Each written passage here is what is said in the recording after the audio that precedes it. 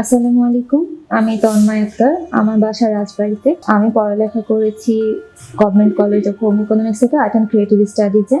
তো ওখান থেকেই আমার গ্রাফিক ডিজাইনিং এর সাথে পরিচয় হয়। পরবর্তী টিচারদের কাছ থেকে আমি প্রথম জানতে পারি যে আসলে অ্যাডোবি থেকে সার্টিফাইড হওয়া যায় কিংবা বাংলাদেশ থেকে পরীক্ষা দেওয়া যায়। আমার মেন্টর ছিলেন মেহেদি হাসান আবির স্যার। উনি নিজেও একজন Adobe certified professional visual designer. তো আমার স্যার আসলে আমাদেরকে খুবই হাতে ধরে এবং বেসিক থেকে অ্যাডভান্স সবই শিখিয়েছেন। আসলে আমি এর আগে গ্রাফিক ডিজাইনিং শিখেছিলাম, কিন্তু স্যারের কাছে ক্লাস করার পরে মনে হয়েছে না, আমি আসলে 30% পারি।